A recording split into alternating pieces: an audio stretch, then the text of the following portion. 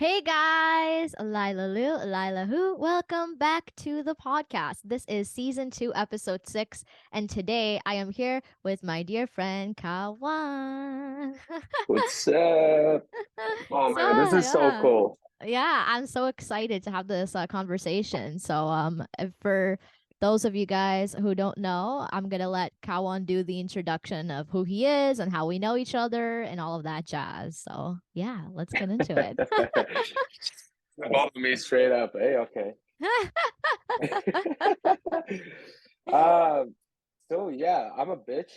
Let's begin with that. Anyone who knows me well knows me. I'm a bitch. A good bitch. I'm a good bitch. I'm the bitch you want on your team, for sure. Um, but but really, fuck. I think I've known you for what? It was since what? Maybe 2016, 17 or 18. I don't Yeah, remember. it's been around there, yeah. I really don't remember. And it's funny because like I met you through your mom, right? Mm-hmm. Uh, um, and at one point, I was spending more time with you than with your mom too, which Yep. was funny. Um, and yeah, I haven't seen your mom in so long too. I haven't seen you in so long either. What the Oh hell? yeah, it's like now it's been a couple months. Yeah, maybe I think even more actually. Mm-hmm. But yeah, I think our first actually the first time we actually spoke really and like hang out for a bit was when we were doing that Twerk video uh, at the studio. Oh my God, I remember that. I remember how And like I actually my mom was like I said, oh, I need someone to, like record my like twerk videos. Like I need like a quality and she's like, oh, like and, like she's like how one. I'm like, that's so awkward to ask. I remember back then. I was like, and she's and I just like, remember you were feeling ah. so awkward too. Oh yeah, yeah. That was just the beginning of that, the beginning of the tour career. Fuck, I think at that point, like, wait, at that point, how old were you? Like I 18? yeah, 18. Yeah, Damn, it's been a damn. long How old are you time. now? 35? 23? Yeah, 23. 23? Fuck. I know, it's been a while. Okay, I've known you for half a decade. It's Dude, crazy. Time flies. for Time for a literally Scorpio, flies. that's a lot. It is. Yeah, and for those of you guys who don't know, since we talk a lot about astrology and stuff, he is a triple Scorpio. Triple Scorpio. And you can Actually, definitely four. Oh my God, that's even worse. But you can for see and like Pluto, but in Pluto the doesn't count. that's true. That's true. But this like you could feel it in the energy, as soon as like we hit record, you could automatically see like if you guys know anything about astrology, you could just see the Scorpio come out of the screen like just radiating energy. I said I'm a bitch. Exactly. I was like, this is such a Scorpio intro already. So, Oh man. let's talk a little bit about music and stuff and how, we started yeah. We Both of ours are fucked. literally that's the musician life though too. Like you do Hmm. that and then like 2 seconds later it's like I like sometimes I'm like, why do I even bother? But then I'm like, it has this like rock and roll type grunginess kind of vibe to it as well. But yeah, so for those of you guys who don't know as well, Kawan is a musician and a singer, and he's really good at it. He's amazing. And we actually did a couple of like covers and stuff together in the True. past. And yeah, that was kind of like how also the friendship started. We kind of like hung out and recorded some songs and would talk and yeah, that's now So we're I used to work at the studio, right? yes, exactly. And then you had nothing better to do, so you were just there hanging out with me. Yeah. That makes it That's, sound bad. Like it's just like, oh, I guess I have to. that's true. It could sound bad, but it wasn't a bad thing though. Hmm. It was actually productive. Yeah. Oh yeah. Very productive. It was good. All the Billie Yeah. Eilish years and stuff. The Oh early man, Billie Eilish songs. So yeah. and it's funny because I discovered Billie Eilish because of you, because of that, because Hmm. you suggested those two songs, and the songs we did were "Copycat" and ballet, right? Yeah, yeah. And I didn't know Billie Eilish. I was like, well, who the hell is that? And I was like, oh, that's cool. She looks young. And I was like, wait, she's 17? What the hell is wrong with these people? Like, so young and so talented. Like, damn, Mm-hmm. and like she's become a much different artist now, right? Like Yeah. Oh she's yeah. oh, like it's such a different thing. It's so, and she's still so good. Mm-hmm.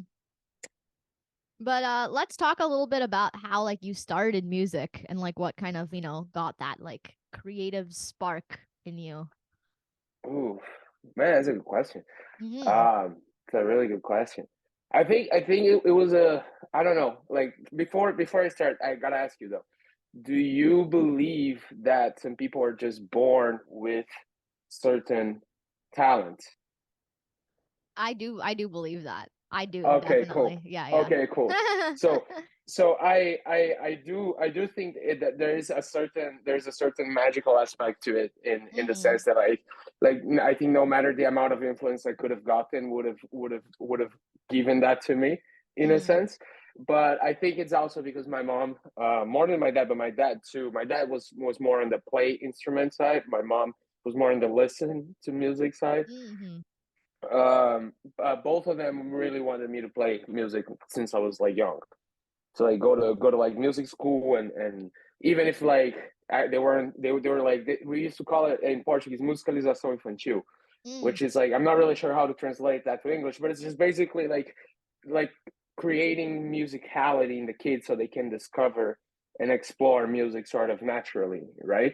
That was the whole idea of it, and I think that had a big influence because I had really cool teachers, like really cool teachers. That like I had this teacher with absolute hearing. Mm. Is that the term? I forgot if Yeah. that's the term in English. Yeah, so she was really good because we would test her out and be like, "Yo, like okay, we're gonna play like each one of us is gonna choose two keys on the piano." There was like five kids, and then we would all press it at the same time, and she would tell us exactly which notes were being played, and we were all like, "Oh my god!" You know what I mean? And stuff Mm-hmm. like that. I think that was basically the start of it. Like just music is something like I think as a Scorpio too, you feel too much, and music is something that you mainly feel, right?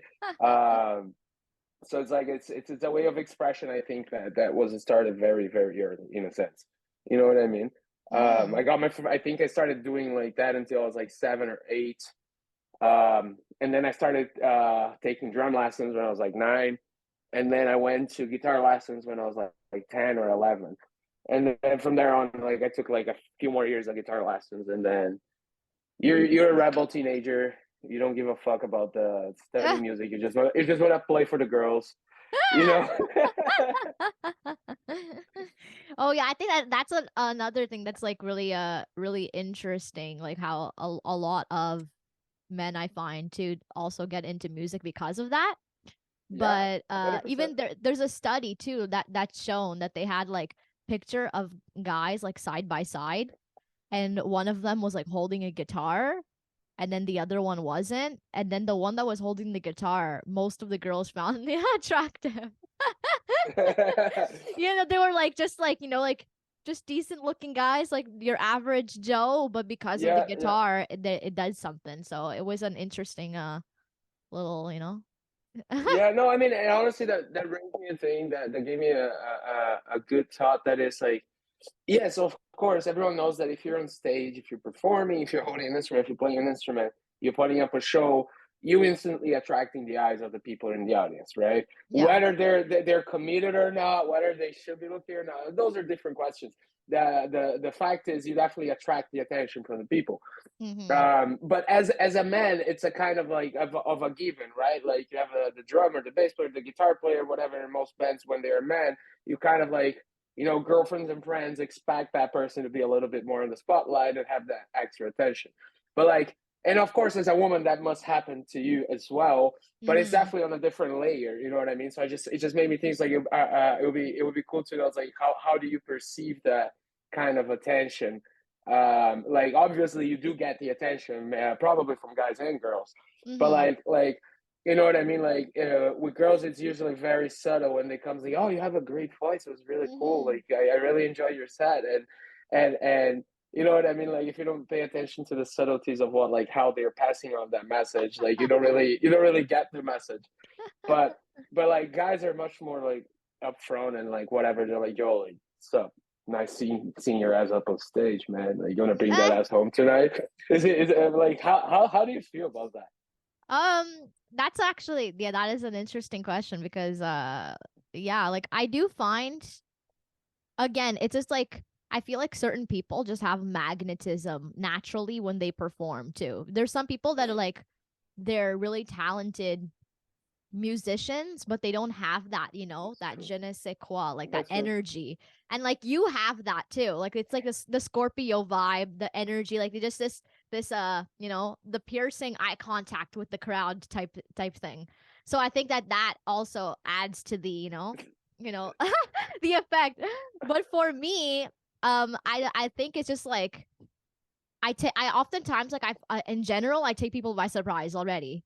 Like when I'm performing, I'm so tiny performing and then like doing all of these like crazy things and like rapping and all of the wigs, all of that Yeah, stuff. yeah, yeah. Um, so sometimes it's like I find that sometimes like guys can be a little more forward in regards to these things, but they generally I find that it's been like they've been sly about it, but it's not that I don't notice. Like it's just like they're like, "Oh, wow, like that was so great."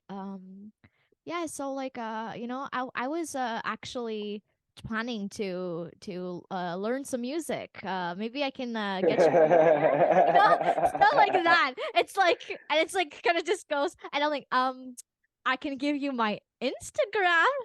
It's like Yeah, that's yeah. another thing. Phone numbers are personal. They're personal nowadays. It's like I don't just give Oh my yeah. phone number like that to just anybody. No guy, no Instagram is your girl. business If it's phone like number. Instagram, it's just like you you want that and then Instagram. So yeah, it's interesting. As for girls, I find it's it's more about like how they I don't know, it's just like they kind Hmm. of get like mesmerized in a way. So Okay. they come up to me and then they're just like, "Oh my God, like I wish I can do something like that." And then it's kind of like it gets more like I almost like a starstruck situation with girls Okay. than with Okay. I guys. can see Yeah. that. Yeah. So it's interesting. But yeah, like a lot of situations and friendships and stuff like have a like rose from that too, Hmm. which is pretty Fair enough. cool. I think like the good thing about the pro about being a musician and singer is that like you also get to meet so many people that you wouldn't normally meet, like not just Hmm. musicians and singers and all that stuff, but like people coming up to you saying that like, "Oh my God, like I felt your energy from the stage," or that actually resonated with me and all of that stuff. So it's like a Yeah. Yeah. music healing, right? Totally. Totally. And it's so funny to say that because it's so true. Like even this one time I was playing a film, and I have a residency of film every Thursday, right? So I'm there every Thursday, 7 to 9 p.m. Just I can do whatever the fuck I want. Like I can bring someone to play. I can play a shit ton of songs in Portuguese, not caring if anyone's understanding. I can try new stuff. I can play the same thing. And but normally I try to do new stuff and try new stuff because like what's the point of me being there every week if I'm not using that to get better? You know what I Mm-hmm. mean? And I saw this table. There was a group of three people, and they were all with their sketchbooks out, and they were all painting. And I'm like, oh my god, that's so cool. And then when I Mm-hmm. realized they're actually painting me, you Oh. know what I mean? And I was like, wow, that's so freaking cool. And after I finished, they came to me and to show what they had painted, and that sparked a conversation that ended up in one of them. I did an event in February with live painting, and one of them ended up being one of the people live painting on the event. Oh, You cool. know, Mm-hmm. and it's one of them said something that, and that was my point actually. That was really cool. That it was that my music made them feel certain ways that made them draw what they did, paying for what they did. Mm-hmm. And I was like, because normally I have more of those experiences with instrumentals and whatnot, but like someone hearing me singing and going to a trance and painting something and then showing it to me now and saying like, yo, you did this with me. I'm like, that was such a great feeling, you know what I mean? Mm-hmm. Because it is music healing, and it is like we are at the moment that we are doing that with, when you're doing that with the audience, you are connecting with them, right? Like, and they're connected with you and in a different Exactly. level. Mm-hmm. Yeah, it comes like a I find, yeah, there's like an interesting, yeah, like spiritual slash healing experience that happens quite often with like music and stuff. And like I find that some people that are a little bit like not spiritual, they're kind of Hmm. they still feel the energy. And that's the funny part, is that they don't really know how to describe it, but what it is that they're also having that experience. They just don't know how to describe it in Yes. that way, which is very interesting too. Because like I've had like experiences where people are like, oh, you made me feel like all these emotions and all these things and all this whatever, and that is a spiritual experience in itself. But yeah, it's like they just don't know how to describe it in that way, I guess. So it's Yeah, interesting about that.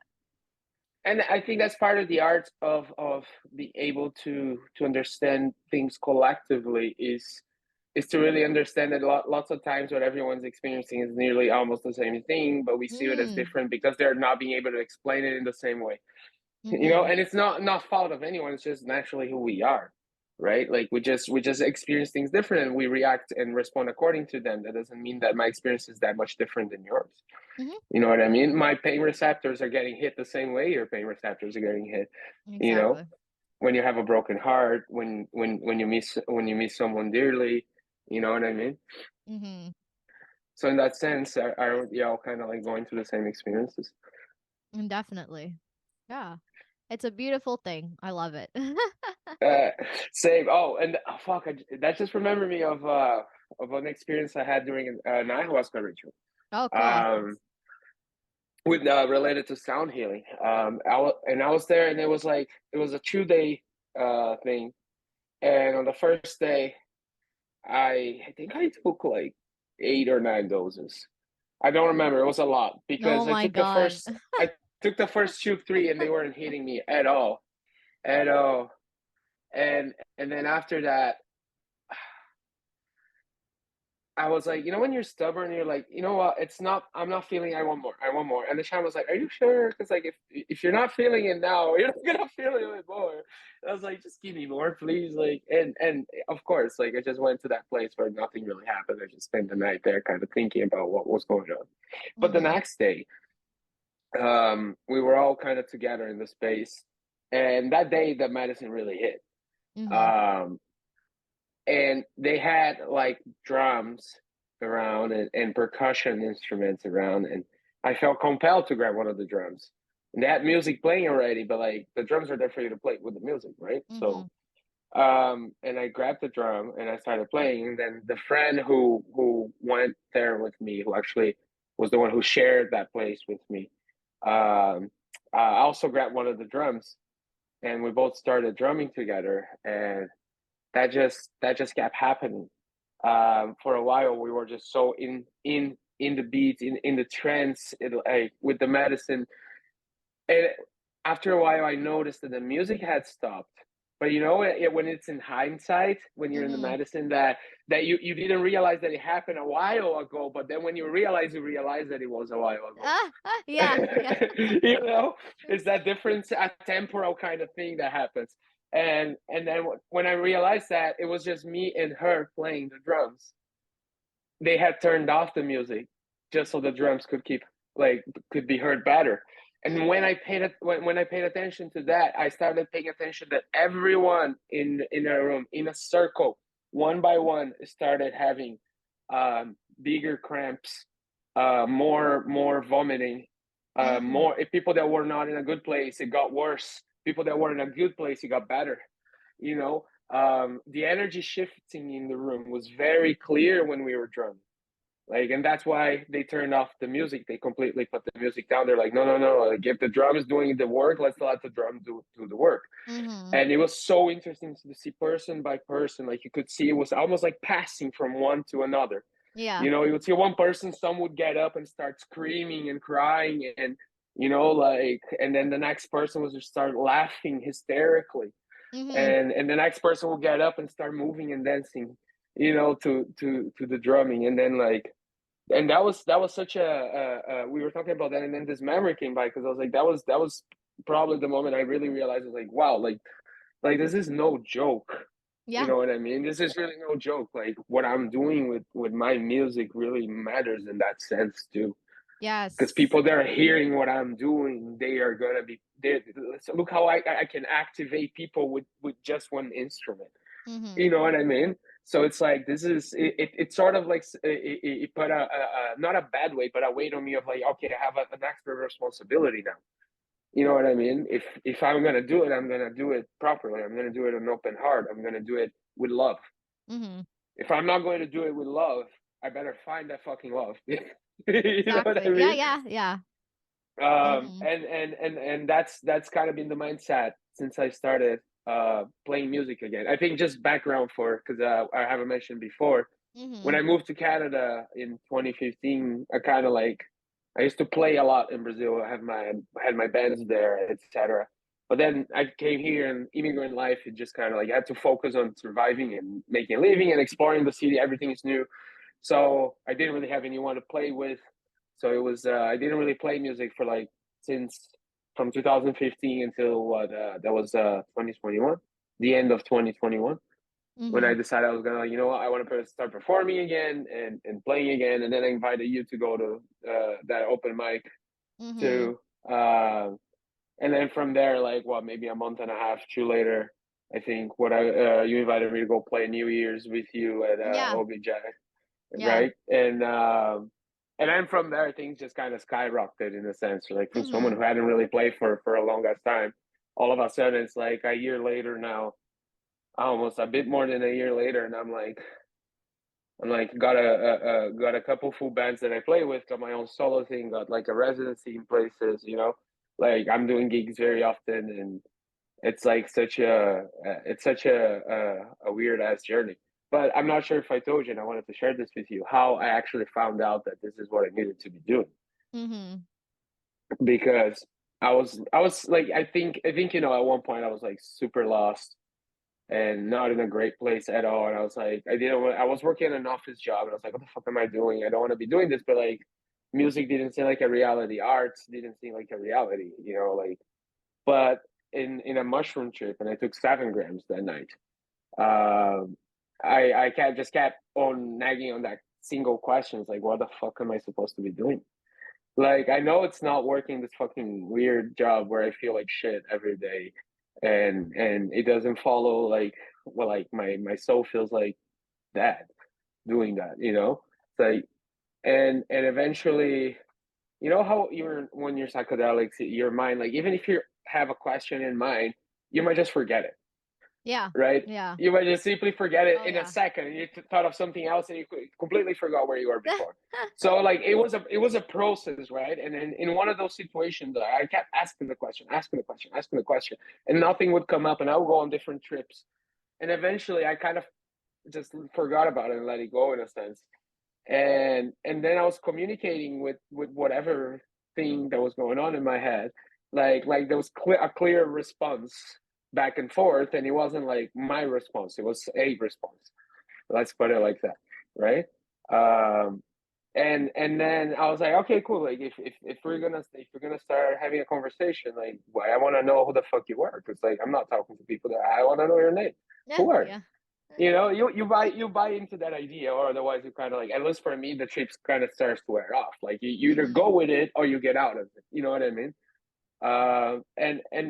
And then a very clear picture in my head, very psychedelic, but very clear picture with a name showed up. The name was ART, Ah. right? Yeah. But like it took me a minute to realize. I was like, oh, that's a cool name, very unique. You know, and I was really, okay, cool, nice to meet you. And then like a minute after, I'm like, duh, dude, like that's the question. That's the answer for the question I've been asking the entire night. You know, like what the fuck? Like, okay, art is what I'm supposed to be fucking doing with my life, Mm-hmm. and like a weight got off my shoulder once I realized that. You know what I mean? Yeah. Like it really took a weight off my shoulder, and it helped me go through that phase that I was at. You know, it really like I was like, oh, it gave me a place to go, a direction to go. You know what I mean? Mm-hmm. After that. Yeah, that's really interesting because those two stories that you said with the ayahuasca and with the art thing, I had the exact same thing. Are you kidding No, me? I swear. So one time in an ayahuasca ceremony, I so I was kind of like just I was tripping pretty hard. And there's like a long story behind that too. Like there was the room that I was doing the ayahuasca ceremony in Mm-hmm. had a bunch of kind of like umbanda like statues and all this like the figures, Okay. right? Was that in Brazil? In Brazil. And Okay. I had some experiences with those entities like just like a month before that or so. So as soon as I walked in the room and I wasn't even high yet, I was already gagging. Like I was like, and I was like, oh my god, I don't know if I can do the ceremony. I looked at my mom like, how am I gonna do this? And she's like, just tell, tell the entities, tell the spirits that you don't want to do mediumship today. You just want to relax. And I was just like, Mm-hmm. okay. So I did my meditation when I took the ayahuasca, and I told them that I didn't want to do mediumship work. Still, they didn't listen because they said, even though you don't want to do it, you're going to do it. This is like the message I got from the one of the entities. And she said that in order for everybody to have a good experience, that I would take everybody's baggage and it would all go to me because I'm able to handle pain well because of my arthritis. So it would be like I would be like washing the room. And literally, like I shit you not, at that exact time I started shaking, and everyone around me slowly, like literally one by one, everyone started laughing all of a sudden. They're like, and everyone, I was like, what the hell? I'm here like shaking and howling at everybody's like problems. And then I was just like, I'm like, oh my God, like I can't believe I'm doing this right now. This is crazy. And yeah, like I had like even like I had like some weird visions. I even had this vision that I was like pregnant for a second. I was like, oh my God, what the hell? And then they said that that was a past life, and that my son is here in the room today, that and they're like, oh, it's one of your friends, actually, the one to your left. And it was like one of my friends that I was like hanging out with, that was like my son in a past life. And I was like, what the fuck? Oh. Like it was so weird. And then basically like the leader of the ceremony, he all of a sudden like he says like, oh, so I wanted to share some news. There is a girl today, and she's from Canada, and her mom's Brazilian, and she's gonna sing for us later. And I was like, what? I was like, how the hell am I gonna sing? I was like, I can't, like, when I take psychedelics, when I do ayahuasca, whatever, I lose my voice. Suddenly, like a couple of minutes later, I'm like, so it was like so weird. I Man. was just like, how the hell am I gonna sing? I look at my mom, I'm like, what the hell? Because she's the one that like told them, like, oh, my daughter is a great singer and all this stuff. And she didn't tell me. And so at that time, I was like waiting for it to happen. And the ayahuasca slowly started to kind of like, get better. So I was like, okay, I'm not feeling better. Maybe I can sing. But then there was another dose that was coming, and my mom was just like, just take like a little bit more, and I was just like, are you kidding me? Like, I don't think I can. And then she's just like a tiny bit, just to be on the same level as everybody else. And then I'm like, okay. And then so I take a drop, literally like a drop. Get so fucking high all over again. And then later on, he's like, okay, we're gonna go out to the fire, and Lila's gonna sing for us. And I was tripping balls, and I was like, oh my God. My mom, like, I look at her and I'm like, I don't know if I can do this. Like, and then she's just like, you can do it. We'll do it. You don't worry. So she like lifts me up, and I'm like literally like can't even hardly walk. like I'm into the fire, like everything is like moving around me. Everyone's in a circle outside. There's like a big like fire pit in the middle. And they give me the guitar. And as soon as they put the guitar on me, I was like, Yeah. I forgot like all the chords, everything. I'm like, fuck. I forget like how am I gonna perform? How am I gonna do this right now? So I asked my mom like, okay, I need to go like look at some chords, but I couldn't like hold my phone to like look at the chords while I played at the same time. So I had to ask my friend to hold the chords while I was like trying to play. And then as soon as I'm like, okay, now I gotta get my fingers to start moving. It's like I felt like I like forgot to like play. Like I'm just like I all of a know. sudden, as soon as I forced myself to play, I was playing like I never played before. Like it was crazy. It was like something took over me. And I was just like, what the hell Hmm. is this? Like, what the hell? And then I was just like, okay, now that I'm doing this, now I gotta get my voice to come out. And I'm like, and then like I just like forced my voice to come out, but like it was so effortless. It was like the first time that it felt like I was like, wow, like something on like got unlocked in me that day. And I Hmm. think I was like 19 then. And ever since that day, I was able to write music in like 5 minutes, 15 minutes to an hour. I wrote so many songs, and before that, I had this block where I couldn't I like from about like 14 to 19, I had wrote like 4 or 5 songs, and I wasn't able to write Yeah. more. Like it would take me so long to finish a song. After that, started writing, and then now I have like 280 songs. Like, but it's Oh, insane. legit. And all of that was like the whole like spiritual experience kind of thing. And then going from that psychedelic thing, I remember last year I had this trip, and I started like to cry, and I started seeing a bunch of colors and things, and it started showing me about artists and the purpose of artists. And it says that artists, they feel a lot, they have a lot of pain, they have a lot to express, they have a lot of love. And it's like it's a hard job being an artist, but we are supposed to heal people with our music. And that was like the whole like experience that I had in that psychedelic journey. It was like saying that like you're supposed to be able to translate that and have people experience that. And I was like, holy fuck, I'm like, how am I supposed to do this? How am I supposed and I was like having this like I was like, oh my god. But and at that moment too, I was working at like a law firm. So I was working at a law firm, and I was like, I was like, I don't even like want to do this. Like, why am I, like why am I working this like corporate job?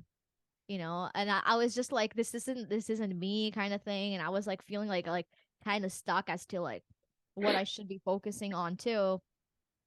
And they're like, oh, you have so much creative endeavors and all of this stuff too, but the music is something that you have to continue doing. And it showed like they're like music, Hmm. art, painting, all of that stuff. They're like you're supposed to make someone feel something, help them with this stuff. And I was just like, oh my god, like I had this oh shit moment, and I was like just bawling my eyes out, like crying. But that's very true, man. I feel like maybe not every musician experiences this in a sense, but like have you exactly the same, but like I think for the most part, most musicians I speak to, because we're musicians, we're always around musicians, right? Mm.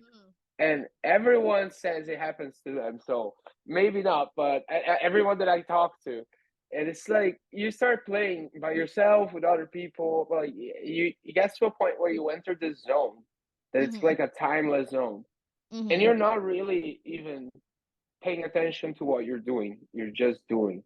Yeah. You're just being everything that you're playing, and at that time that you're singing, that you're playing, you're just being that.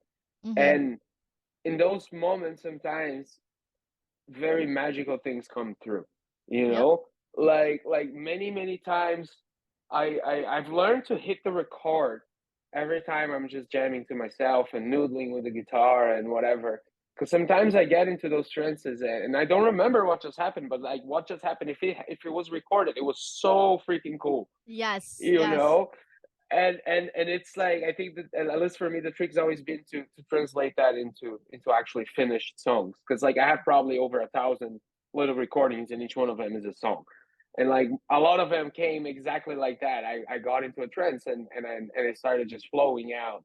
And then after that, I was like, oh, so happy I kind of recorded it, because like, and usually they're very attached to feelings, very specific feelings that I'm feeling at the moment, Mm-hmm. right? And I'm not sure for you, but for me, it always feels like after I kind of put that out, some of them are even hard to look back to, because I it's, you can had feel the that. energy so Yes. strongly. Yes. Yeah. Oh my gosh. Like it's certain things that you're saying. I'm like, oh my God, I didn't know that, like, other people felt this way. But yeah, like it's so interesting.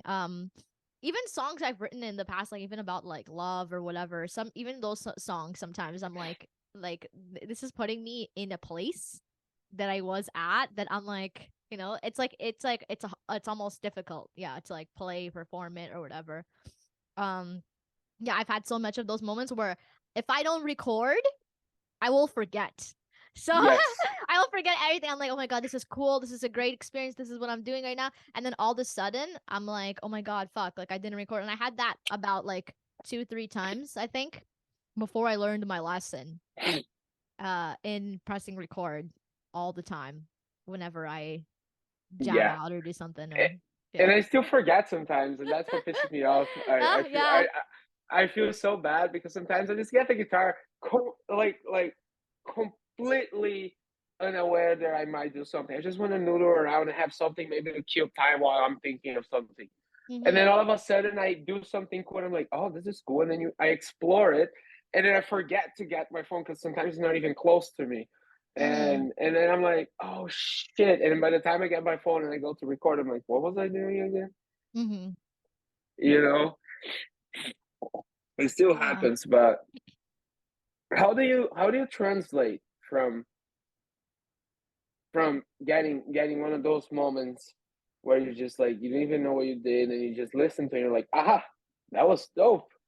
How do you translate from, because most of the time for me, like, it will come sort of like semi ready, kind of half ready. Mm-hmm. Like there's always room for improvement, and things that you got to change or here and there. Mm-hmm. But like, how do you translate that to an entirely finished song? You know what I mean?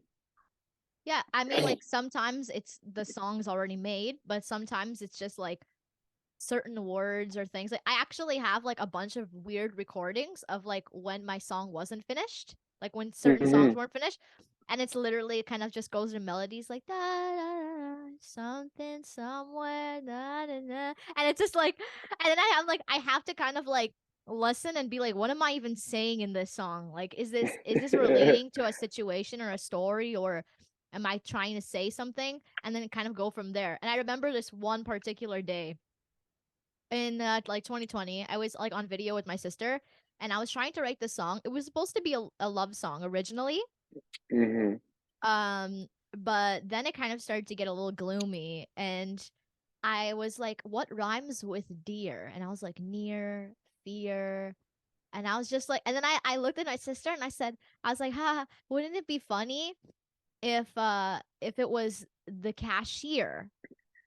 So, and then and then I remember like the chorus was like, we met on a Saturday and we talked for hours about where we're going to be next year.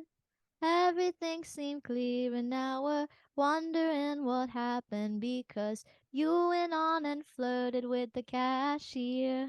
I was just like, all of a sudden, it was this story about how, like this couple like lost each other because the guy or the girl like flirted with the cashier, and it became like the cashier, and I was just like, oh my God! But it was like one of those songs that I was just like I was playing around with so much, and it had like so many different words and melodies and things that were like kind of like untranslatable, and I had gotten to like guitar trances where I was just like recording and things, and then later I had to like figure out. I'm like, oh, and it's none of this what I wanted it to be. It turned out to be something like completely different in the end.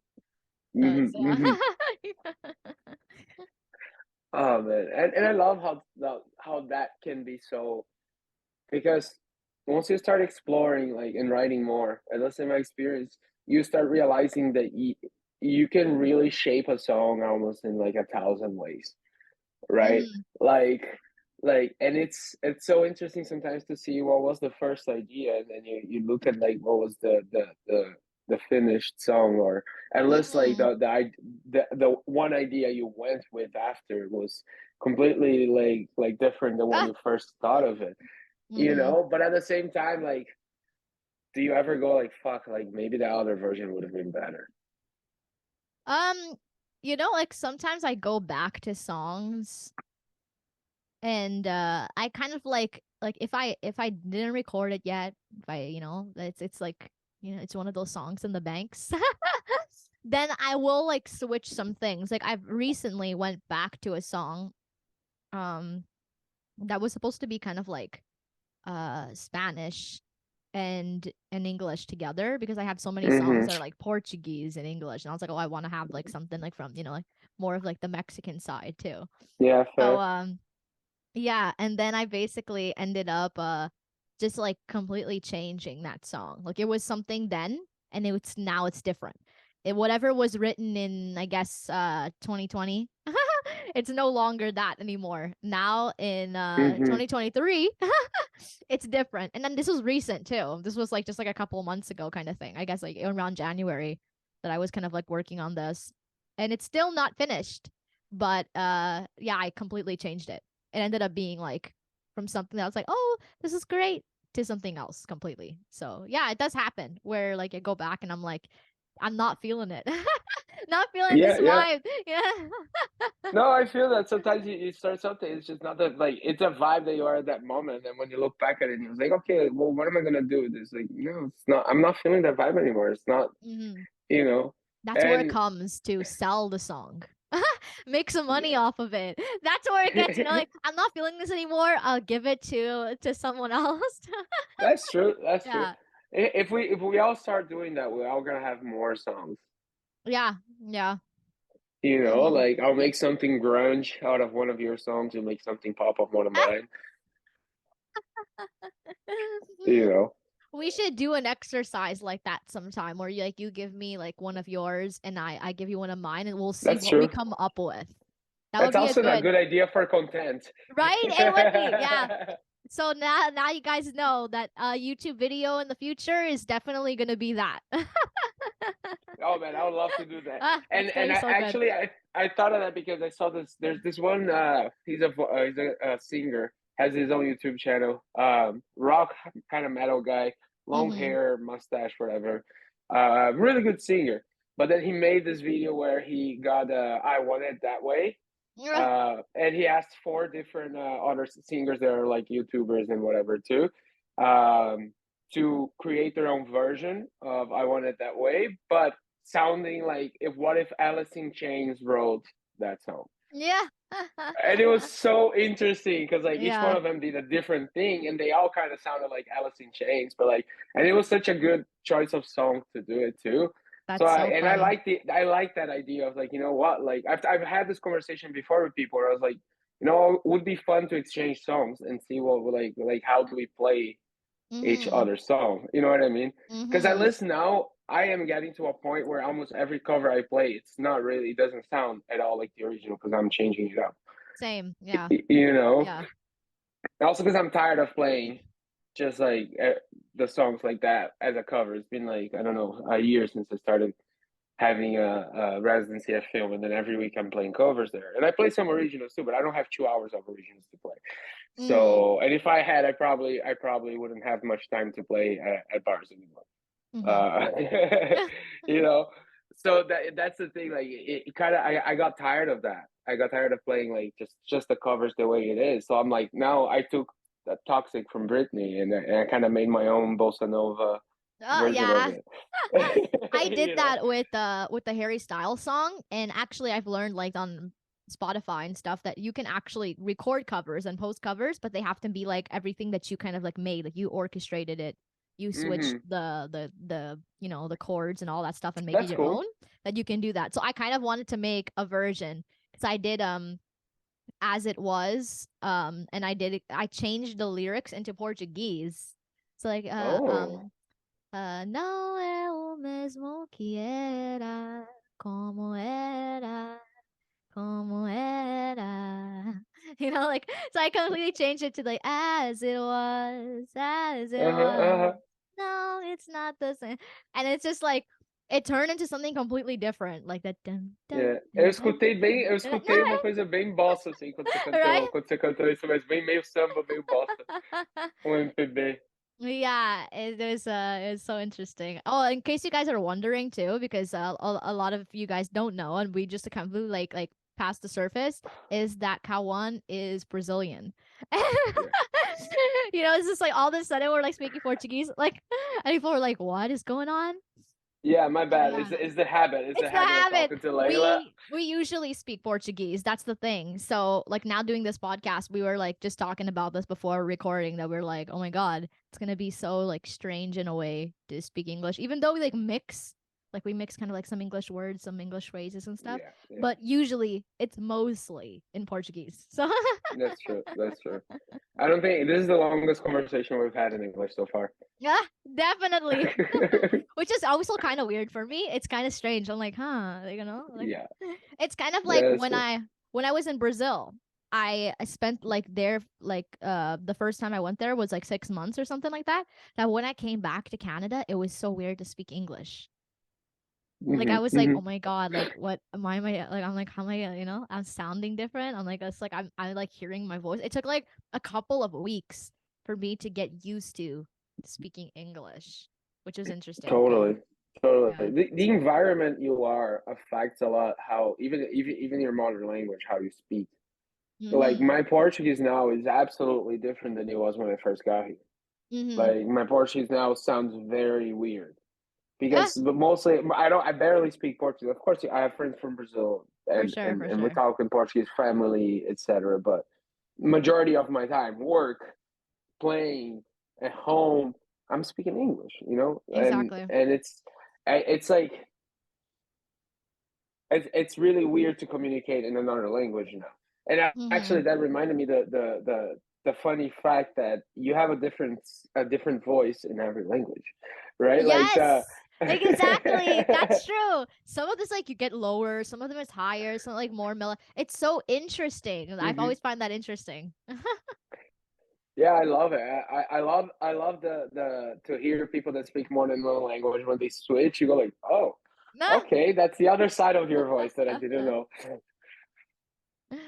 Yeah, I find that like a lot with even like my Russian friends. Like they're speaking English, and then all of a sudden they speak Russian, and it's like it changes, and I'm like, it's like It's like, what all this happened? it's like what? Yeah, I think like languages that are also more rough. It's like it's interesting to see that change to be like, oh, like That's you know, true. it's English, and all of a sudden it's just like this rough, like all you hear is like, and you're like, what is going on? That's true, and even like the switch from language like Portuguese, Brazilian Portuguese, it's very smooth, it's very Yes, soft, yes. right? Like it's wavy and groovy, and then all of a sudden you get a language that it's like very chopped and like you know it's very rough. It's Hmm. such a nice change though. You just go like, wait, what? Yeah, English I find is very monotone of a language. Yeah. Like it's not that there isn't like fluctuations or everything, but I find that it's just like so much more like rigid kind of thing. As for like Brazil, it's like you know, it's like everything is like a melody, which is why I think too, like also like going into almost this the sex segment that we're kind of going into is that like Canadians love that. Like they listen to like Portuguese and stuff and they're like, oh my god, it's so Yeah. exotic. I know. I have a friend that we had a little thing for a while, and I think the fact that we had a little thing for a while was exactly because whenever I would speak Portuguese, she was going, oh my god, it's like so sexy. Oh my god, I'm like, wait, I'm just speaking. What? Yeah, Wait, just what? yeah, it's pretty funny actually. I No, it oh, was, but and then the funny thing about the Portuguese too is that you could also look like you're arguing. that's true. Like Oh, it for has people that happened. English that's happened so many times where I've even been talking to my mom And then people are like, "Why are you and your mom yelling at each other? Like, why are you being so rude?" And I'm like, we're not. We're just asking like Uh-huh. what we're gonna do for the day and what we're gonna." And then they're like, Yeah, yeah, "What?" You know, totally. like, No, but this happened to me. I in 2016 I went to Banff to open a dispensary there mm-hmm. for the company I was working for, and in 2016 it was illegal, right? So it's like it was already kind of like a sketchy thing, in a sense, and we were probably not welcome there. And I was early in the morning in the office. It was a little mall. It was on the floor right under the first bar going down. And I was on the phone with a friend from Brazil. We were just having like just catching up, literally just catching up. And before my shift started, I was just there, and then I get a call from my boss because apparently the neighbor business heard me and thought that I was having like an argument or a fight with someone. So they ah, called the landlord and said that there was like some stuff happening there and they didn't like it. So they wanted that to stop. And I was like, I wait, what? And like, and they didn't believe me. I was literally on the phone with a friend, but we were talking Portuguese. yeah. Like people don't get it. It's literally how it is. Like we were not fighting, we were not arguing, we were catching up. Like it was a friend from Brazil that was That's in Brazil. You know what I mean? hilarious. Yeah. Oh, I've had stories and situations like that with other languages and things that I've heard. That yeah, it's for me like for you and I too. I think it's like it's just it's such a normal thing that we kind of yeah. go through. As for a lot of people, like it's just something like when you only speak one language and it's English, that it's and it's true because like for example, when you're speaking English, like you usually have that monotone voice. So when it's a little aggressive, it's like noticeably aggressive kind of thing. Yeah, yeah, that's true. Yeah. So It's it's very easy to draw the line with yeah, yeah. English. I never thought of it that way, but yeah. I just remembered that my girlfriend's about to get home and she doesn't know that we're recording, so I'm making a sign for her. All good. So, Oh, now let's before we get into like the sex segment, let's talk about kind of mental health. So in okay. regards to because we went to like music and healing and all of that stuff, and I'm sure like that's something that like helps you deal with that and keeps you grounded and all of these things. But what do you find has been kind of like a struggle with mental health for you and also as a man, with society, for example, too? Like it's depicted differently. I find personally, what is Mm-hmm, your mm-hmm. experience with it? I think for most men in my age, child of people that grew up or in the early 90s, Mm-hmm. I was born in 88.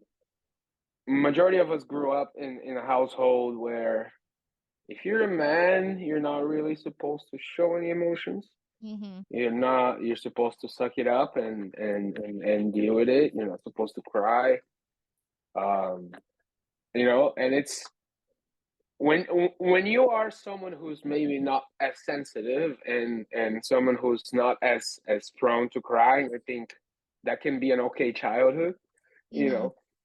But if you are someone who's prone to crying and someone who's very sensitive, especially growing up in a household that doesn't really understand sensitivity, like empath. I'm basically an empath, but like in my Mm-hmm. household, that's not a word that it would be understood at the time, you know. Mm-hmm. So with that said, like it's tough because when you actually face the reality, you are viewed by everyone in society as a man, and you're not really behaving accordingly. So Mm-hmm. there must be something wrong with you, right? Mm-hmm. And we know that's not true. We know that's Exactly. not Yeah, true. yeah. It's very annoying. In hindsight, looking at it, it's like yeah, like I wish I had more support in that sense from my parents because Mm-hmm. I was the kind of kid that would cry for everything. I still cry a lot. Mm-hmm. Um, I know how to handle it better. I understand the function of it, and then I try to like utilize the tools that I know to be able to like do it in a healthy way when it's Mm-hmm. necessary. You know what I mean? But it's still kind of like very stigmatized. I've had partners, close friends, and people that would see me crying, and it was like, oh my God, like something must have happened to you. Like, what happened? Oh my God, why are you crying? Like, it could be just because like we're in the middle of a crowd and I'm overwhelmed with the amount of people and energy here, Mm-hmm. Yeah, which usually happens to me in big definitely. crowds. If I go to a big concert, I start bawling my eyes out, and it's nothing really sad going on with me in the moment. It's just sensitivity, you Definitely. know. Yeah. Give me Mm-hmm. one quick second. Yeah, no problem. Hello. Yeah, Sorry about all that. good. Yeah, so I think that's something that's still like there's still a lot of we're now the generation that raised us is starting to get on their last stages, right? Mm-hmm. So I feel like there has been some change in that, especially in places like Canada, Definitely. and other countries. Brazil, I still don't see it as there's definitely changes, but I still don't see it as being something really like up to this day. I don't really think I can talk to my father about mental Mm-hmm. health. Yeah. Like I don't think that's a valid subject. Mm-hmm. Like yeah, and even actually like up to this day, and I'm not sure if my mom's gonna hear this, but like I don't think my mom accepts anxiety or depression as a valid reason to not do something. you Mm-hmm. know Yeah. Yeah. so it's really hard to argue with people that just says like go do some yoga, go do some exercise, eat better. Uh, Exactly. like this is like cool. If I do all of that, then all my traumas go away, and I'm supposed to release all of that trauma when I do that. Is that like a video game that you accomplish that and unlock a bunch of features? Like it's like I wish it was how that worked for me, but unfortunately it's not. You Mm-hmm. know. And you asked about um how I'm struggling with mental health often, right? Mm-hmm. Um, um, like at this point, and I feel like it's mostly like I'm 34 at this point, and I feel like only when I turned 30, I really started to understand that was some things that I had to Mm-hmm. start working on and healing, so I could actually, get to the point the places I want to go, Mm-hmm. and that's a really hard task to do in a sense. You know what I mean? Because especially now in the way that we're all living in today, like the last 3 years have been absolutely insane and kind of crazy because everything started changing way too fast paced, and prices started going up, and things started value of things started changing, right? And with the value of things changing, more polarity started happening, which just enhanced the other. And then when it kept enhancing the other, and it's still kind of running around in a Mm-hmm. sense.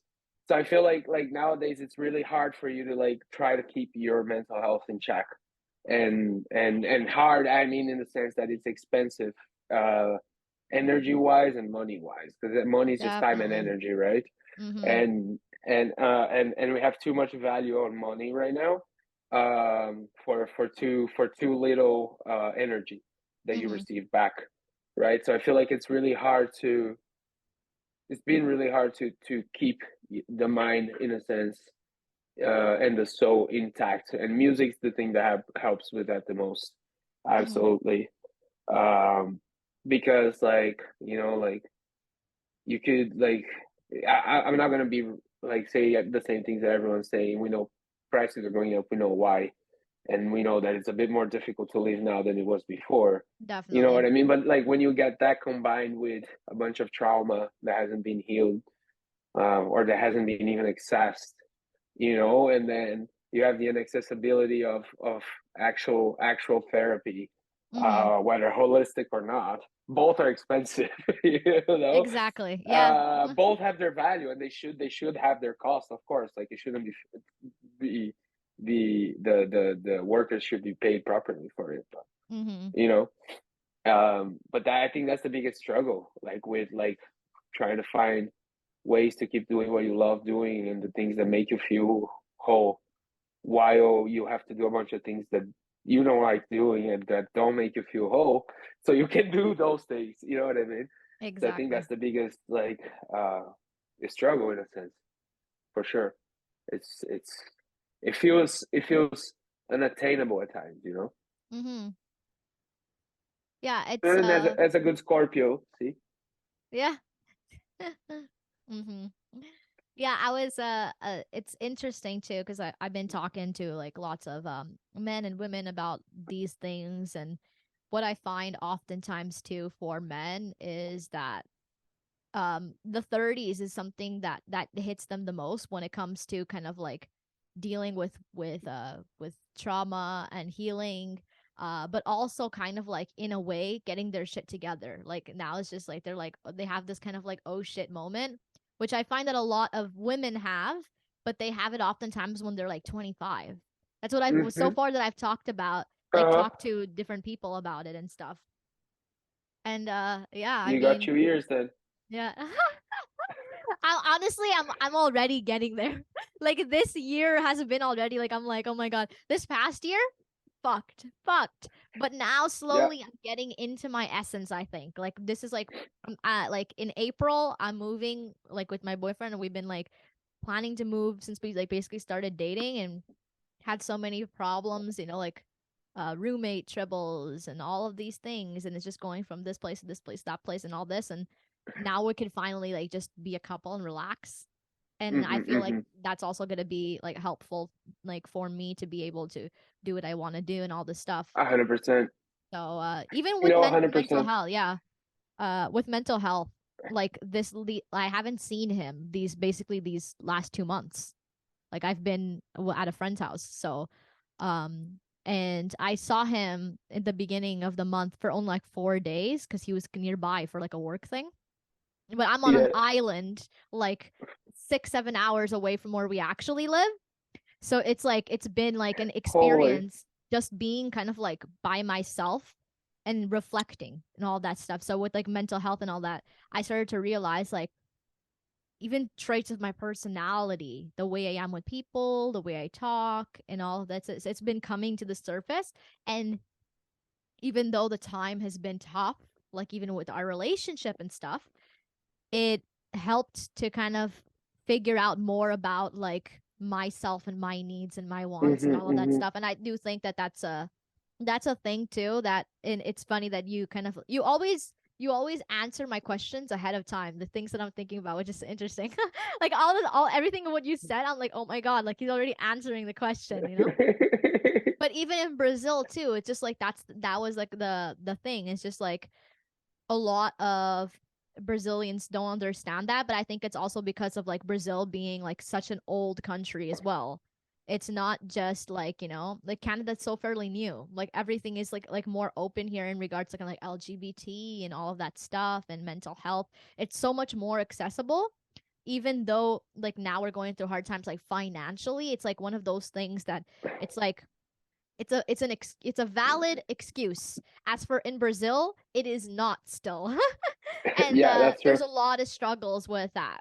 But yeah, and that's kind of like why kind of like one of the reasons like I started the podcast was just basically honestly to like get people to open up about all of these things, like regards to like mental health or family or sex and backgrounds and stuff, to make these conversations less taboo and less like. 100%. And I think it's very important because like there's so much that, for example, that we talked about in this podcast already, like even spiritual wise as well, in relation to like music and healing, that is a part that has helped our mental health. As for other 100%. people, they're trying to find outlets, and I think like stuff like this actually helps to realize that like it's okay to cry, it's okay to have these emotions, and these are the tools and the things that we've learned to deal with these things. Exactly. And lots of times it is not really like, oh, do what I do. It's like, hey, this is what worked for me, and maybe this will give you Exactly. some insight. You know what I Yeah, mean? yeah, exactly. Yeah. So It's it's because lots of times like that when I'm talking about that, and I had my phase, I think, mm-hmm. in the beginning of my spirituality where you kind of want to preach a little bit to the people Definitely. Yeah. Yeah. that you know what I mean, and I used to be very pushy about that, but it's true, you know, and like it's a good reminder that even like music, for example, everyone will receive the message in their own way, Mm-hmm. and the perception of the message will change over time, Mm-hmm. right? Like, and that's just perception how it is, and that's why I think music is so good for mental health. Like, for example, my favorite, I'm not sure if this happens to you, my favorite comfort songs are all kind of very sad songs. Yeah, yeah. I was talking to a friend in a past podcast that is also a musician and stuff. And I was saying how like oftentimes I love like sad songs and things and like and for him it was funny because he said that actually for example like when he's sad he listens to happy songs, when he's happy he listens to sad songs kind of thing. Like Oh, that he makes finds, sense. so Yeah. I was just like, oh, that's interesting, you know? But I actually have like kind of both in that way. Like for example, like if I'm really in like a shitty mood, I'm gonna need like a pick me up. I need to have what I call like the bad bitch songs. And it's like all Oh of yeah. those, all of those like female artists kind of just like being like more like empowered and sexy and confident, all that shit. Hmm. Like that's like the type of, Oh, tunes or I whatever feel that it. kind of like so it's interesting because I have like so many like again, and you do too as well. Like we like every like all the genres and all that stuff, and we can relate to different types of songs and sounds, and it's not just like one thing. Hmm. But yeah, it's very very interesting. I find to that. Yeah, and I like that, like what you said is so true because you can like to me, you know the movie the Fabulous Destiny of Amélie Poulain. It Uh, sounds familiar, but I don't think I've seen that one. it's a beautiful, beautiful, beautiful French movie, but the point of it is the soundtrack for the movie is made by Jan Tiersen, which is a really, really great French musician, or I think he's French. Mm-hmm. Um, and that soundtrack is like very stereotypical, almost French music. Yeah, He plays with the accordion and piano. That's all. And it's so good, and it can be so sad, but like to me, that can be a pick me up kind of album depending on the vibe I am in the day. You yeah, know what I mean? yeah. Like as much as it can be like, oh shit, like let me go feel sorry about myself in the corner, kind of vibe as well. You know what I mean? Or it could be like, hey, I want something pretty so and calm and chill so I can fall asleep tonight. You know? Yeah, yeah. Yeah, that's really interesting. Okay, Same now we're thing like with the like, yeah, sorry, go go. ahead. No, I was just With gonna keep the babbling to it. yeah, no, with in regards to kind of like that feeling or whatever. Yeah, I find that um sometimes you listen to like some like jazzy songs or so.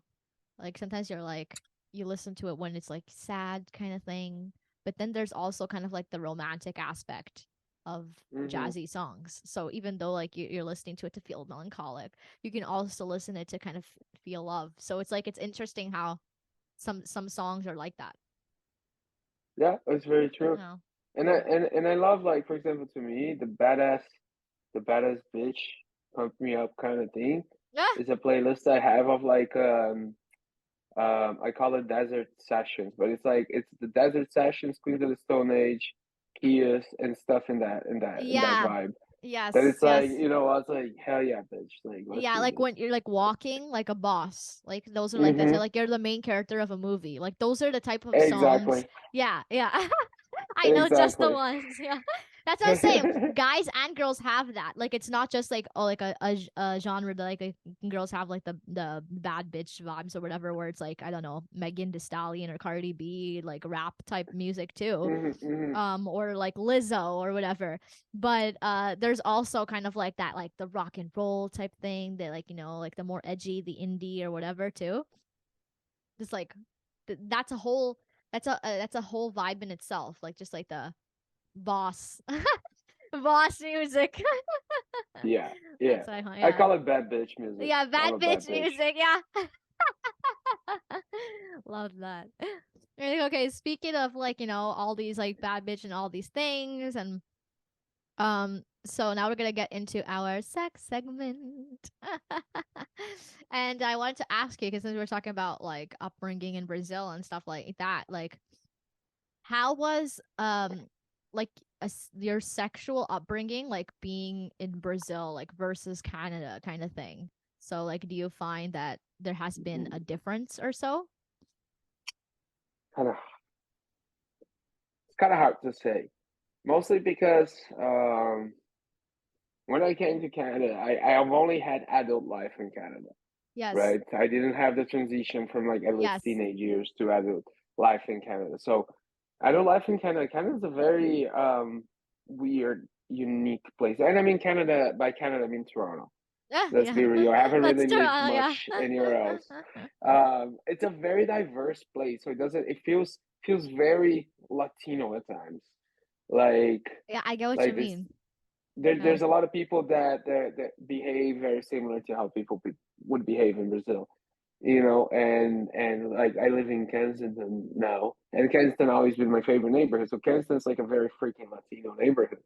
Mm. Like holy shit, there's like what 12 taquerias in here, like it's it's like and it's so it's kind of hard to say because of that, but in Brazil it was very much like a big taboo, like Interesting, I yeah. like for the longest time, and like even in school, like there was like nothing of like nobody doing it or nobody really like talking much about it. Like Mm-hmm. I think the first sex education class I had, it was in like middle school, the second or third year of middle school, and it was like a mockery from all the students. Like no one wanted to fucking watch it, or no one cared. And it was very like even the teacher didn't care. It was kind of like, hey, we gotta do this, we gotta do this. It was one of those angry teachers that as soon as someone made a joke, and I remember exactly what it was. It was the kid asked like, "What happens if someone the girl wants to fart and they're doing anal, and what happens if she farts?" That was the question, and and I remember she got angry and started yelling to not like like to start taking it seriously, etc. It was not very captivating at all. Mm-hmm. I don't even remember what was that they explained in those classes. To be very fair. But like sex in Brazil was something was it's like you being kind of Brazilian, you understand that like it's taboo unless it's like carnival or some special night. Yeah, You no, know what I that's the mean? funny part.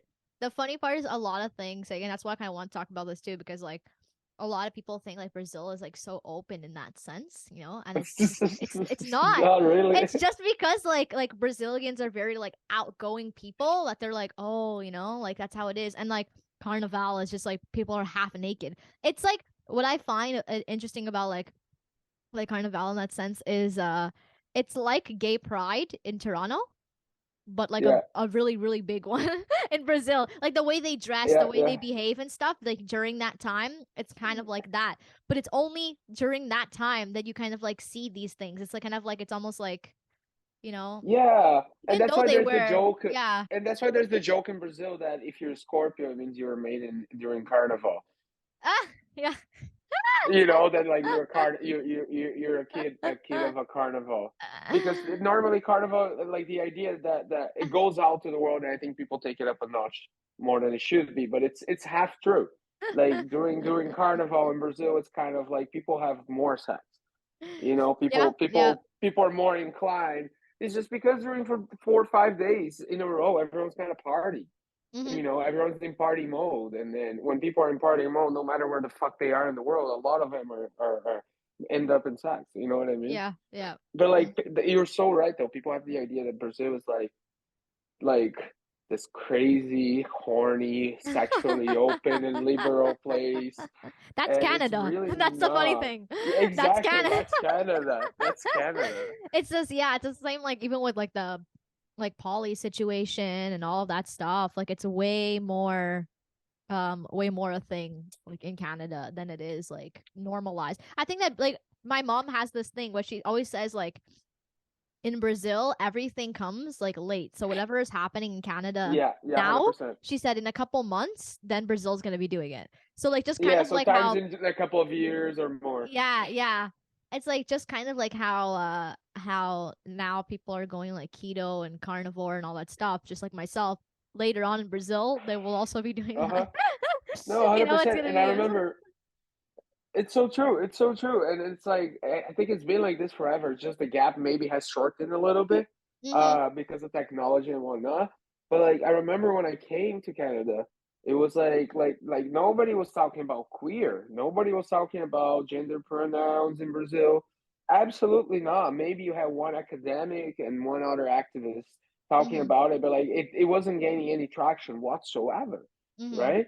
Um and then I come to Canada and it's everywhere, right? Yeah, Like yeah. it's everywhere. And then I was like, oh my God. And then I remember a couple of years after I looked back and then like the traction went up in Brazil, then everyone's Yep. talking about it too. And I'm like, Mm-hmm. oh, okay. Yeah. You know, So in regards to like kind of like with the sexual upbringing and stuff in Brazil with like sex education and stuff like that, how was the relationship like with your parents talking about those things? Like did you ever have the sex talk you from them? How know. is that? Okay, yeah. Well, for my mom, for sure. I grew up mainly with my mom. Mm-hmm. I would see my dad every now and then. It was Mm-hmm. never a great experience, so I kind of eventually my mom kind of stopped, putting Yeah. me with my dad for, and then I just stayed with her. Mm-hmm. And she was the one who tried to talk, but I think I remember at the time it was a very awkward kind of like thing for me, and I think for her too. Yeah. I think it was probably yeah, it was definitely the first time she was doing that. So props to her for doing it. But like I remember her coming and talking to me like when I was a teenager, like oh, like you're eventually gonna have sex, whatever. Like you gotta protect yourself, like always wear a condom, whatever, blah blah blah. But like that was basically it. That Mm-hmm. was basically it. There wasn't really much more that was discussed. Like not that I can remember. Maybe I my brain blocked everything, Yeah. like it did to a lot of other stuff, a lot of other important stuff. But Mm-hmm. it was kind of like a very um, discovery on my own in a sense. Like other than like I knew that I had to wear a condom. Yeah. That's you yeah, know, that's like one of those. it was like well, it was like and props to my mom for doing that because like Yeah, of a course. lot a lot of people don't even get that. You know. Mm-hmm. Yeah, how was like the experience kind of going like from I guess like boy to man in regards like puberty and virginity and all of those things and like coming to Canada later and like Hmm. all of that. I mean, I think it's very easy to split in a few different phases.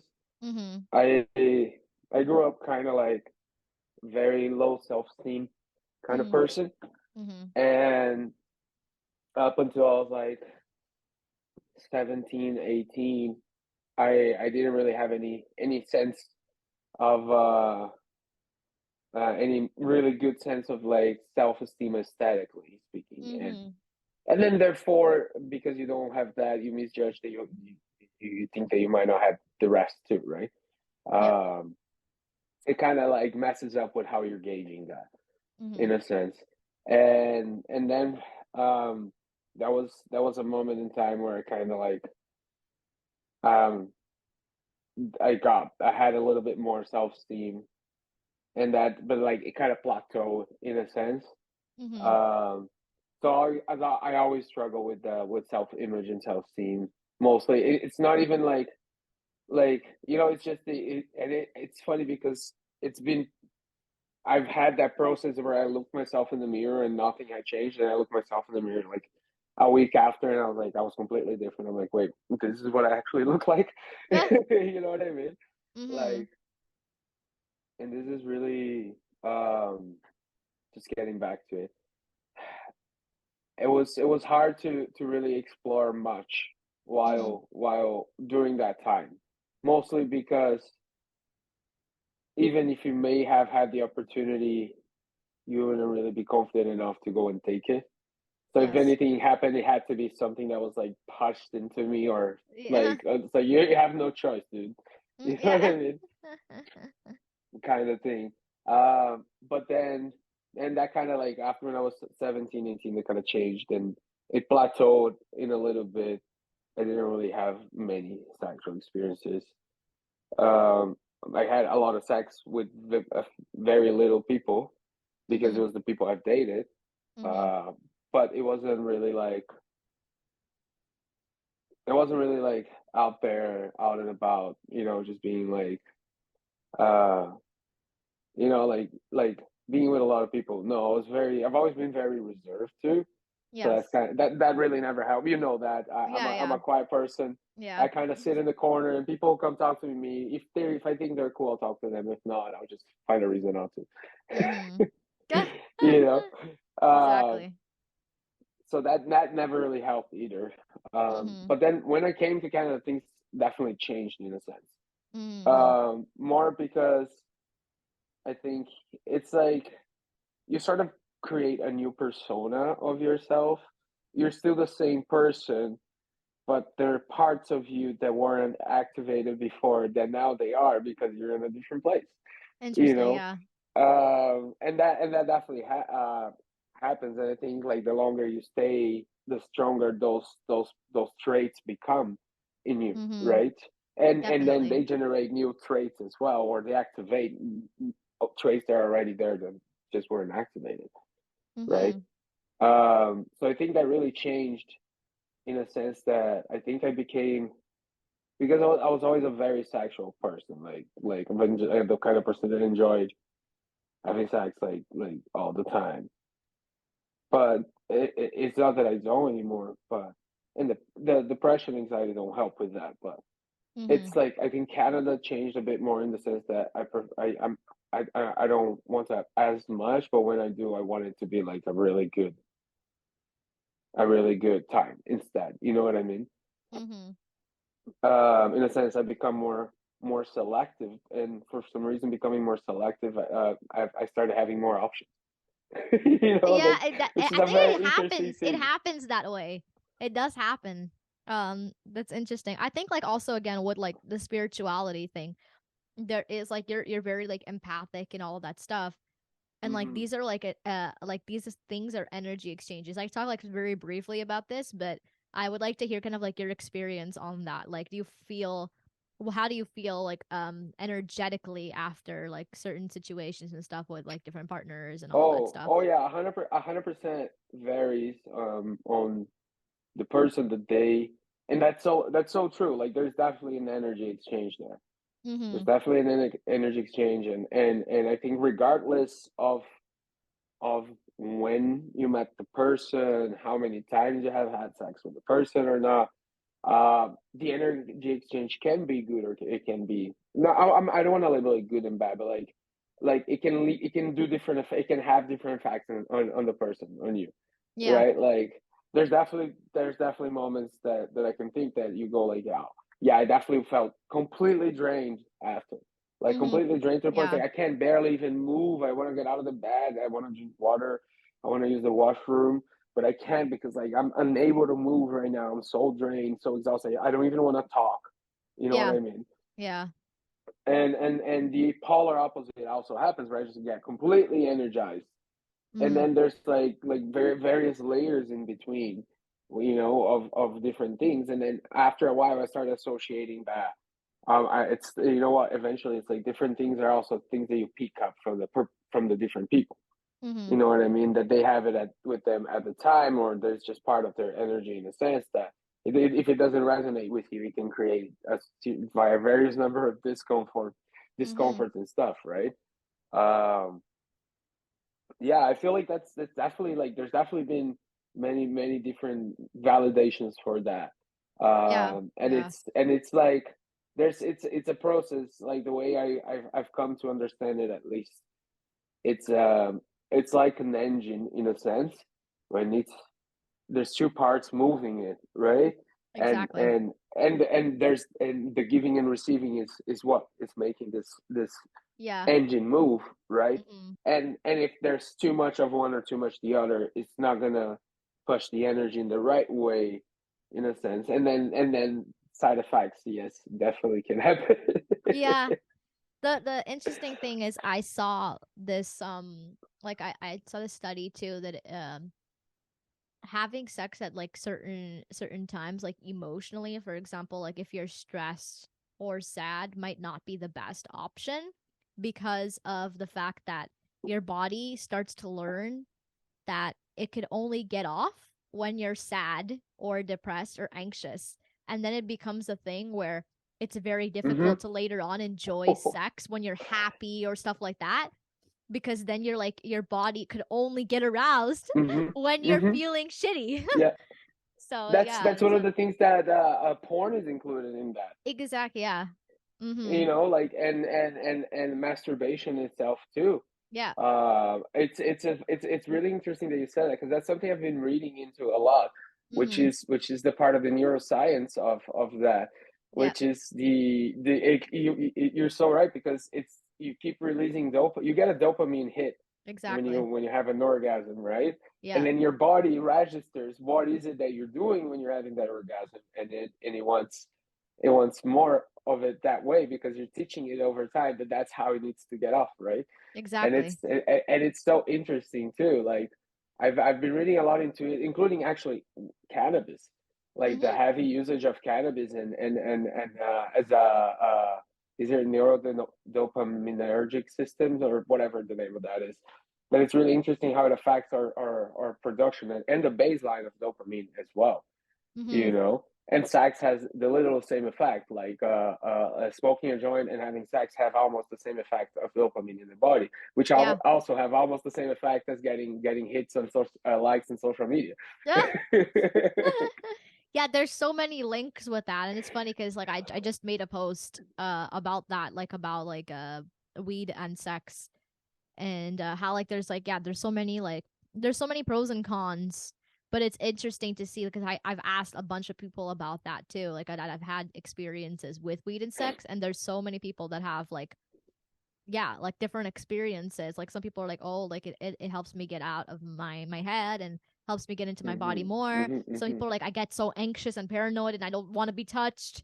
Some people are like, oh, it depends on the strain. Some people are like, sex is boring without weed. Like it's like Yeah, so yeah, interesting to see all of that, to kind of hear all these things, because yeah, it's just like a it's the again experience and like what you're receiving out of it too, like neurologically as well, dopamine and all of that stuff.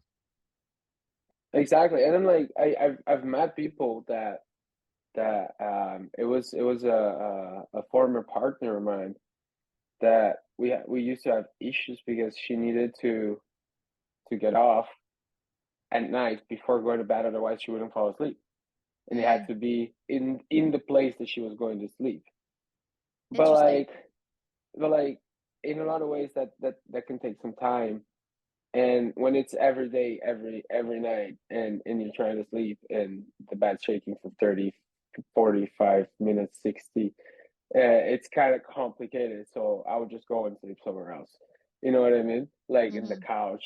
I had a couch that extended into a bed. Sometimes when I couldn't fall asleep.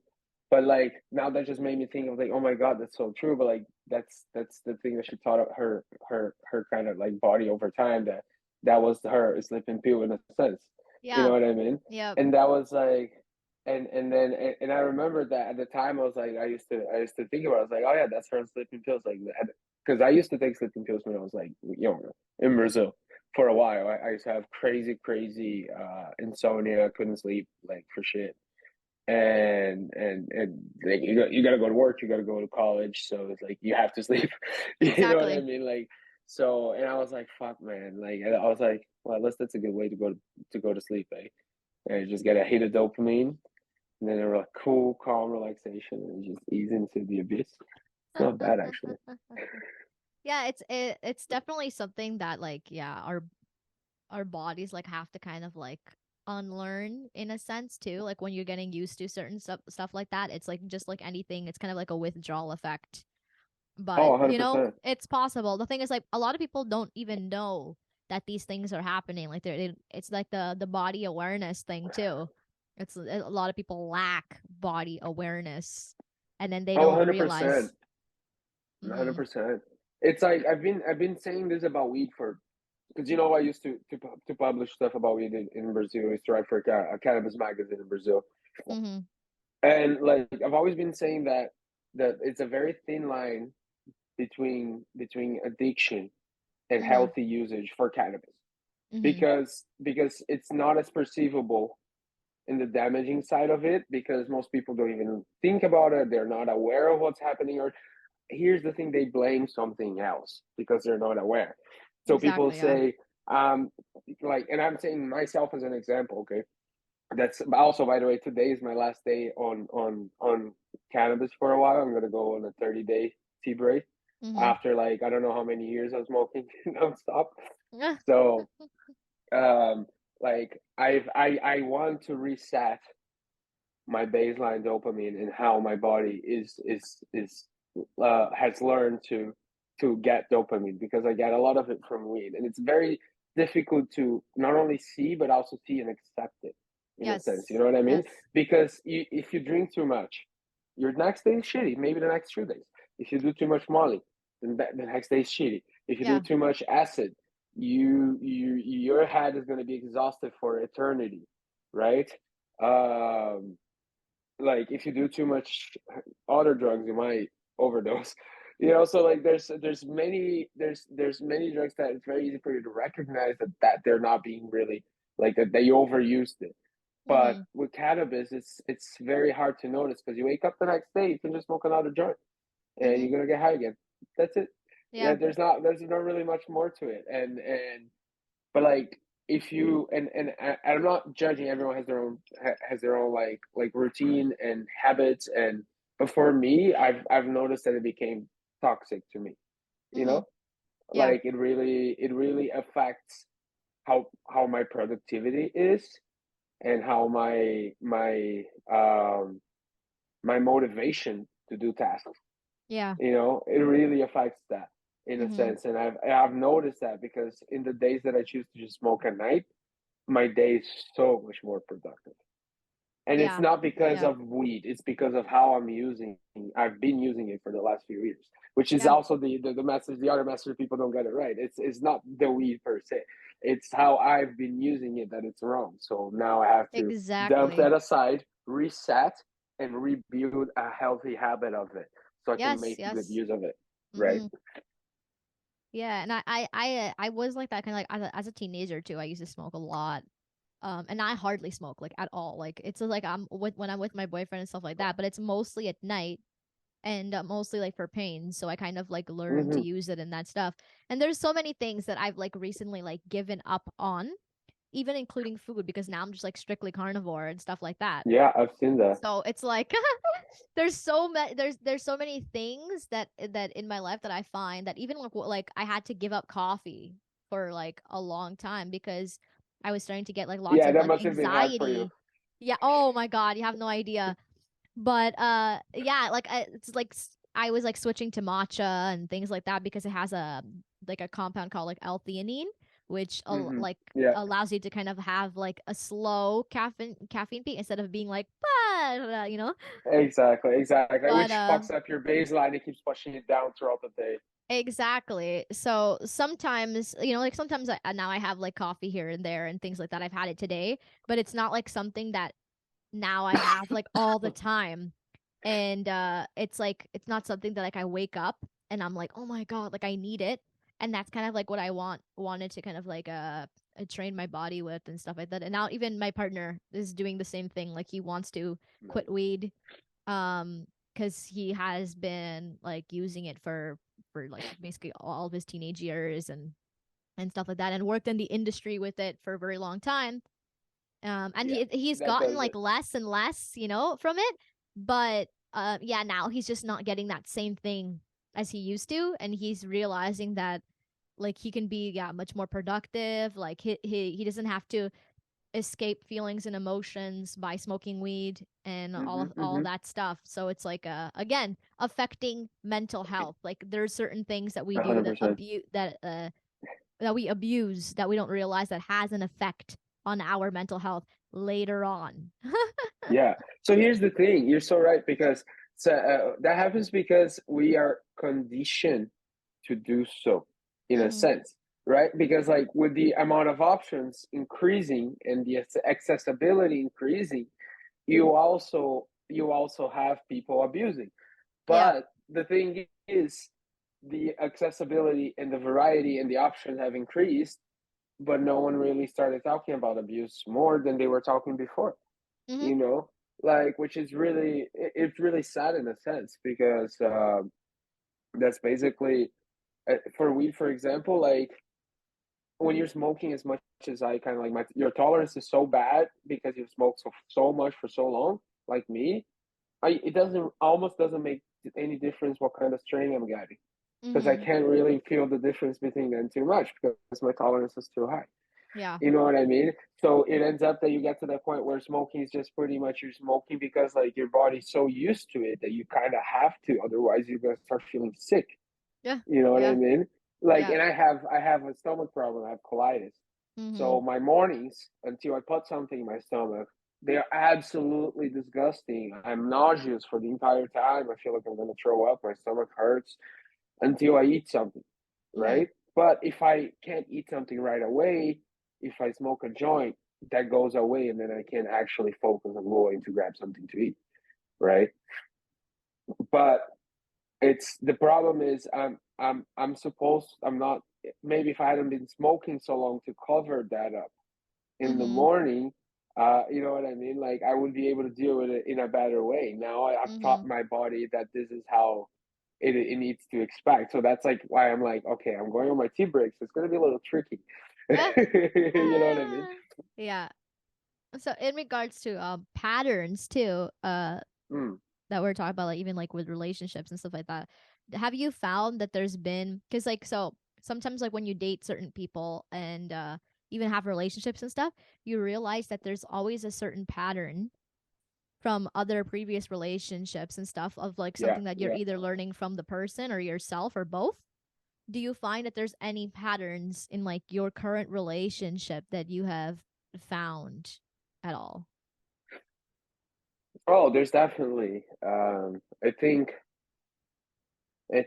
all of our we are a sum of all of our traumas, right? Exactly. and Mm-hmm. and and because of that, we tend to, from the traumas we have in here, we tend to attract similar things, right? So Yeah. I think there's always going to be similarities, and some relationships more and some less. Mm-hmm. I think according to maybe how traumatic the previous was. You know what I mean? Because like there's definitely, not only talking about myself only, but thinking about everyone that I've spoken to that I can recall right now. And Mm-hmm. it's like there's definitely always a pattern there where you kind of like go like, okay, cool, it's a different person, they do different things, but like that thing here, that thing there, that thing there, that thing there, it's kind of similar. You know what I Definitely. mean? It's Yeah. like identical in a sense. Mm-hmm. And at first I remember having issues accepting that on the other side, being Mm. like, what do you mean? Like I remind you of your ex-boyfriends, Ah, you know? no, that's a It's like Scorpio right there. That's it's like I felt personally attacked. I used to feel personally attacked. I was like, what?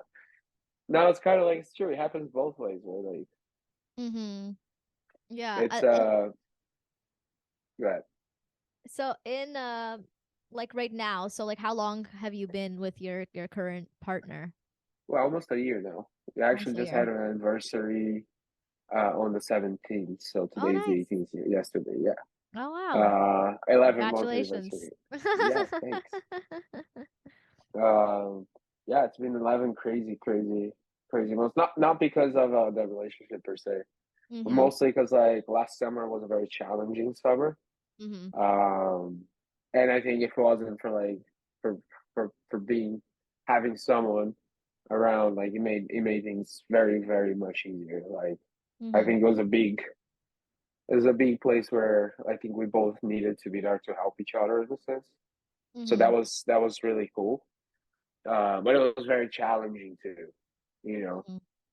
but I think at least like I'm in a place where I think it's been probably the best relationship I've ever had. You know, Mm-hmm. mostly because like I think I'm also in a place where I'm a better person than I've been in the last like 30, 40 years. Because I feel like every day, if you work on it every day, you always gotta become a little better, Mm-hmm. right? Exactly. Uh, so I think like with becoming a better person, you make better decisions for yourself, you know. So I Definitely. feel like that's something that I'm proud of right now. You know what I Mm-hmm. mean? Like I've always had issues with in relationships where I feel like I was always giving much more than I was getting, and Yes. Yeah. and actually this time it's kind of the opposite. I feel like I give less than I am getting. You know what I mean? Interesting. Yeah. Mm-hmm. Yeah.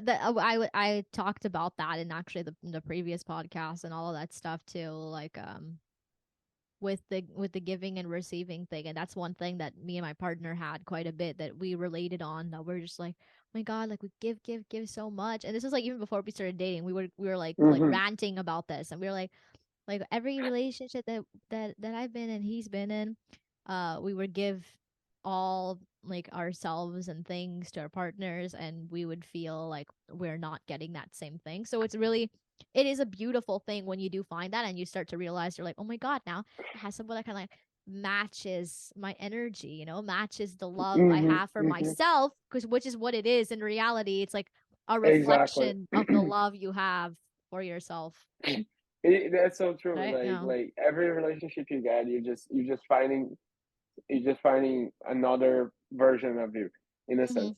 You know what I Mm-hmm. mean? And that person's finding another version of themselves in you. Mm-hmm. You Mm-hmm. know, and I think that's part of the one of the big things there is like I think a lot of people misplace too is that that is it's like we're not talking about specifically just sex there. It's a whole thing, right? Mm-hmm. like like being the giving and receiving is like energetically too, Yeah. right? And that's why there's different like languages of love, Mm-hmm. um like that, and I think the trickiest part is always to convey that with one another, right? Yeah. Like to properly convey, because communication is broken from the get-go, right? Exactly. like Yeah. like as soon as it's out of the sender, it's the receiver will receive the way they can, and Yeah. Yeah. it's you can't control that, right? Exactly. So to convey those things appropriately, I think that's the tricky part, right? Mm-hmm. To get that point across in a way that that the other person can understand, Mm-hmm. you know. Especially because like I think that sums up communication is like that's the main thing. You know what I mean? And I feel like the energy of giving and receiving in that communication is really the trickiest part. Mm-hmm. Yeah, it got repetitive there. It's because I got an insight in my head, but I had to process it. Yeah. So we had the last couple of questions here, and Oh, okay. yes. So one is Oh, I just want to say the last couple of questions. I can see yeah. the golden light Oh hitting yeah, in the I could see it beauty and coming back right at reflecting. me. Yeah. So that's awesome. So in regards to, for example, like, is now your girlfriend, and you like, you guys both like kind of like, South American, Latino type. Hmm. Hmm. Like, how has it been different for you? Like, have you have any experience, for example, like the difference with dating like Canadian and dating kind of like Latino? Do you feel like you have like more to relate to now, or you're more understood or so? Or what was like Oh, kind of the differences and stuff? that's a really good question. That's a really good question. Mm-hmm. It's definitely different. It definitely hits different. Yeah. And I feel like, I feel like that's mainly why a lot of communities in Toronto, you can see that they kind of stick to themselves in a sense. Like you see people from different communities from different places in the world, and they're kind of like their dating life is kind of like amongst themselves, Yeah. right? Like, and it's and I've had experiences kind of like going out with Canadians, seeing Canadians, Europeans, um, and it's like North Americans. It's definitely different. Mhm. As a Brazilian, as Latino, like growing up in Brazil, it's we're very warm compared to everyone in here. Mhm. Like very, very warm. And that goes in relationships too. And I feel very misunderstood. I felt very misunderstood in relationships that were like with non-Latinos. Mhm. You know, like my current girlfriend is Mexican. And we really like it's really easy to get along. We understand each other very well because like honestly it's very similar. The cultures are very, very similar in Yep. a lot of ways. You know, like and they have like Latinos have an identical way of kind of like seeing the world a little bit. Of course, Yeah. there's the stereotypes and the jokes Is between it- countries and whatever, Yeah. but like, oh, that was actually a funny funny fact. Uh, Apparently, there's like a myth in Mexico ish. The Brazilians are very, very extremely horny, Ah. good in bad, and that guys usually have really big dicks. Oh, interesting. Yeah. Do you find that to be true? That's a good question. That's a good question. Definitely corny. 100%. 100%. Oh my God, I think that's the one thing too that like kind of like sometimes throws me off because like sometimes like I'm not like a like I like romance and stuff, but I'm not like huge on like the super cheesy likeness, like the corniness Hmm. that like and I Hmm. find that Latinos do have that a lot though. But like this thing is like They do. Mexicans have that too though. Like you know what I mean? Like they have like the it's like it's also being raised on novellas and like you know like the Yeah, soap yeah, yeah. operas. All of that stuff it comes from that. Like that's Oh, definitely, you know? 100%. It's like the 100%. drama, that like, you All know, the that entertainment you expression. get, it's all hyper romantic, right there. Exactly. Yeah. Yeah. And actually the novellas, the soap operas in Brazil, they're very inspired by the novellas in Mexico, right? Actually. Exactly. That's the fun. That's what I was saying. So, you know, it's just like it's kind of like You the know, same in a sense. But yeah. yeah, even the language, right? Like the language are much more just kind of like they're almost like sang language. Like they're very melodic Yeah. when Mhm. they're spoken, right? Mhm. Um, and it's I don't know. I think it's like Latinos just always hit different, mostly because like especially when you're far away from home, like unless you're completely anti culture and the last thing you want is anything from home, it's kind of like you find comfort in finding someone that is in a sense like understand comes from the same place in a sense. You know what I mean? Yeah. Yeah. I And think and that it's goes for friends and stuff too. Like mhm. and I think you can relate because I know you have friends from like lots of different places, and I do too. And Mhm. it's like it's very funny sometimes to see how some people from Europe or from like Middle East or Asians how they express emotions, right? Like how they express emotions and Mhm. how they perceive and understand your emotions. You Yeah. know. Yeah, exactly. Yeah. Yeah, that it is very interesting in that sense as well. Yeah, I have like a lot of like Brazilian friends or so and stuff like that. But that's actually Hmm. the interesting thing is like my mom and my sister would always say too because like for me I think it's because of the corniness of Brazil and all of these things that I've never dated a Brazilian. That was the thing. I was like I can't do it. I can't, you know. And they're like you don't know what you're missing, you know. Them as Brazilians, literally. But No, yeah, but I, it's I I feel that it's like it's a country that leaves off of romanticism, right? Like mhm. Mhm. romanticizing everything, right? Like, Yeah. and then you get like what were the movies, at least as me growing up in Brazil, that were like everywhere, and they would go on the TV after they were in the movies. It was always like the love comedies, the hyper romantic dramas or whatever. You know what I mean? Like Yeah. it was you're just and then everyone around you kind of follows that same thing. So it's like there's Mm-hmm. not if you're not really being taught critical thinking, then you're not really looking anywhere else. Yeah. See, for me, I find that I love like different cultures and I love learning about different cultures. So I think like for me, like dating wise, like I would want to date someone that is of a different culture in order to like, have Hmm. like a more of experience of like expanding the culture, expanding the learning and stuff like that, which is like with my partner, like he's Canadian, but he's indigenous. So he has like a Uh-huh. lot of like like native Canadian, Native American background and stuff like that. So I'm learning so much more from that culture and things That's that cool. I wouldn't necessarily be learning about or so like that if I was like dating someone of like my own culture kind of thing. So that's the differences and stuff like that. That's like my personal preference. Hmm. But yeah, I always find it's like for me like that's why I do like to have a lot of like Brazilian friends and things like that too, because I'm like could have like someone that I could like fully like rant or be myself and express and not be judged because they know how it Hmm. is. So then there's like that, there's like the pros and cons. The pros and cons. Yeah, yeah. Everything. There's a trade off, right? Yeah. Like Yeah. it's like the phrase "you can't have everything" is kind of truth.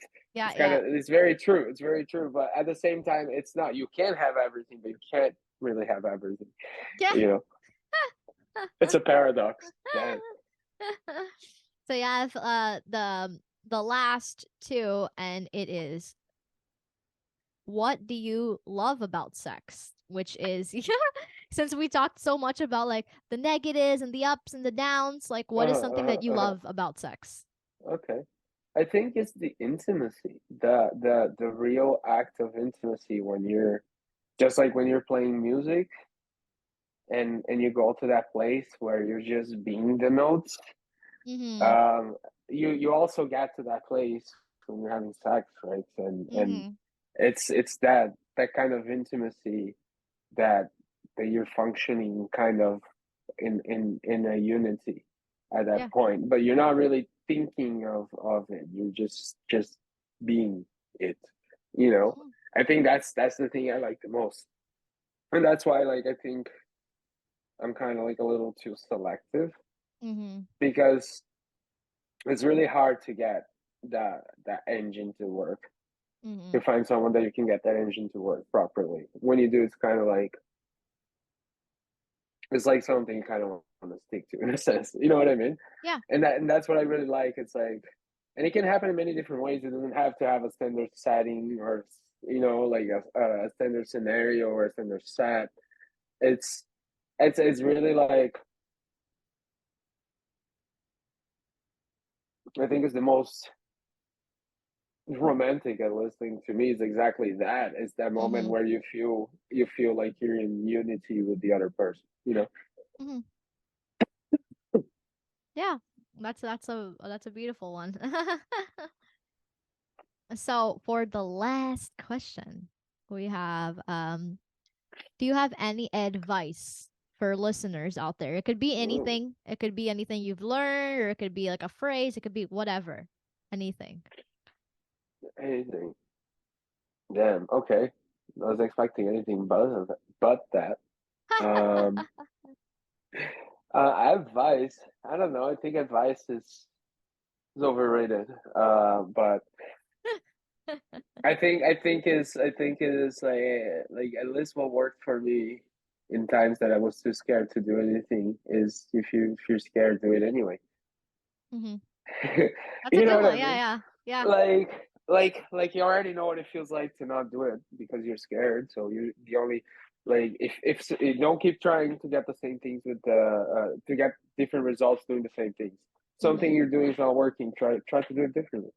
Yeah. Like you know, every time I try to remind myself of that. You know, like don't be scared of trying something different. Hmm. It's it's actually more beneficial than it seems. Yeah, definitely. That's a really good one, actually. That go I love hearing that. that goes in bad too. That- That's true. It does. Yeah. I think it goes in general with like communication too. Like for example, like Hmm. if you're communicating something and it's not getting across, or the person gets triggered by it, then communicate it differently. Like, the only way you're going to be able to get your point across or understand is just by trying. It's just doing Hmm. it, trial and error kind of Exactly. thing. Yeah. Yeah. And that's the thing. But you got to do it. Yeah. You know what I Yeah. mean? Like that's the. I think that's the main thing. Like is putting things into action. Like it's great to plan. It's great to prepare yourself. It's great Mm-hmm. to really study and try hard. But you really have to also do it. Like Yeah. whether like coming down to almost anything. Like you wanna switch. I don't know the field that you work in, and you're scared to do it. Just Mm-hmm. like you can't prepare yourself forever. Like you're never gonna be fully prepared because you don't know what's gonna happen. So you know what I mean? Mm-hmm. Like eventually the more you do it, like the you get more used to doing it, and then you can do it better. You know what I mean? But you have to Exactly. start somewhere. Yeah. Yeah, whether it is to put yourself out there to play, or to put yourself out there to find someone, or to put yourself out there to find a better job, or whatever it is. I think it's just action. Without action, nothing moves. Mm-hmm. Bitches. Well, that's a great ending to that. So, to wrap up now, where can people find you if they want to find you, like on social media or anything? Yeah. All right. So on Instagram, you can find me at Kauan Cowone, and then 333. So Kauan 333. Also on Purple Cat Productions on Instagram. But mainly, yeah, my Instagram is my artist Instagram, so that's where you can find me. I'm always posting when I'm playing there, and things that I am doing. And if you want me to play for you, you have to pay me. Okay. Just putting Yes. that message out there. Yeah. But we can negotiate affordable prices. It's not a problem. Amazing. Well, thank you so Thank you much, so much, Kawan. Layla. Yeah, this was a great podcast. And Yeah, for all this was the fun. listeners out there, hopefully you guys learned something from this podcast and had some maybe like insights or stuff like that as well. And enjoyed the conversation. I've heard a lot of people saying that listening to the podcast that they feel like they're on a three-way call. That they feel like they're Ooh, like, oh my god, like I feel like I'm just hanging with friends, talking with friends. So it's like yeah, it's naughty. pretty great. So yeah. On that note, I will see you guys next time. Thank you for watching. Bye.